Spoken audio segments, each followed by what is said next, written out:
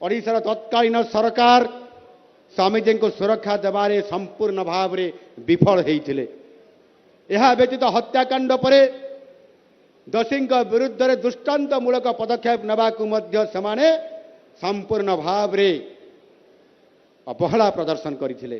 सबुठार लज्जाजनक चमकाई देवा भली कथा हेउची स्वामीजी हत्याकांडर तदंत गठित जस्टिस महापात्र कमिशन एवं जस्टिस नायडू कमिशन गुरुत्वपूर्ण रिपोर्ट एवं फाइल गुड़ी को एक षड्यंत्र स्वरूप गायब कर दिया जाइथिला, ता संपूर्ण भाव में हजई दिया जाइथिला।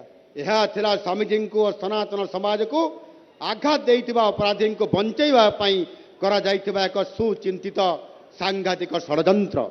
विधर्म चक्र विदारक दक्ष महारथ वेदांत केसरी राष्ट्र संत थिले पूज्य स्वामी लक्ष्मणानंद जी। आज यही पवित्र मंचर मु अत्यंत दुख और क्षोभर सह ओडिशावासी को मने पकई देबाकू चाहूँगी जे किभली भाव में 2008 मसीहा से जन्माष्टमी पवित्र रात्रि रे जड़े 80 वर्षर निरीह वृद्ध निष्कलंक सन्यासी को निर्दय भावे किभली भाव में हत्या करा जाइथिला।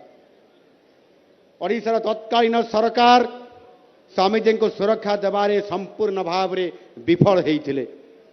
यह व्यतीत हत्याकांड पर दोषी विरुद्ध में दृष्टांतमूलक पदक्षेप नेबाकू से संपूर्ण भाव में अवहेला प्रदर्शन करते।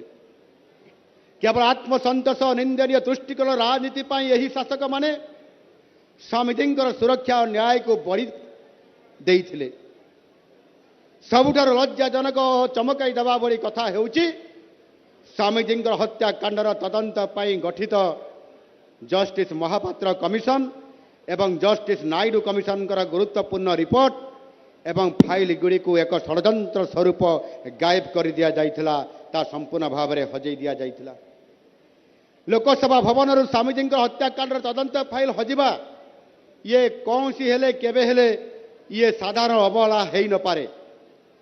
यह थिला स्वामीजी को और सनातन समाज को आघात देइथिबा अपराधी को बंचैबा पई करा जाइथिबा एक सुचिंतित सांघातिक षड्यंत्र।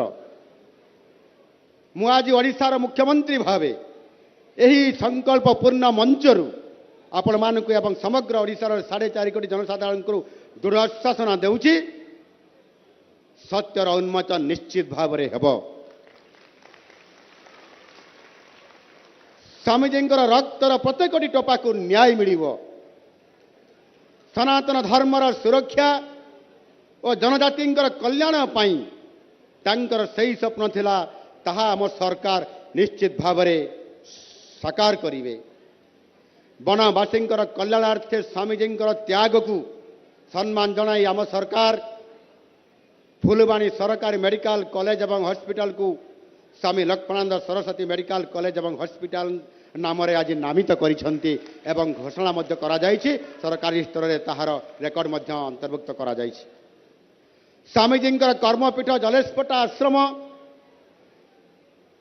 आश्रम स्कूल और कन्याश्रमर विकास एवं ऐतिह्य संरक्षण पर मुख्यमंत्री स्वतंत्र सहायता पांठी सीएमएस पांठी 13 कोटी टंकार अर्थ मध्य मंजूर करा जायछि। एथिरे 5 कोटी टंका विनियोग छात्री मानकर 300 आसन विशिष्ट एक छात्री निवास प्रतिष्ठा करा जिवो। 3 कोटी टंका विनियोग स्वामीजी ऐतिह्य स्थलर संरक्षण एवं विकसित करा जिवो। यह सहित जलेशपटा आश्रम स्कूल और कन्याश्रम छात्री निवास को जल जोगाण पाई मध्य एक मेगा रिवर लिफ्ट प्रकल्प मध्य ये कार्यकारी करा जिवो।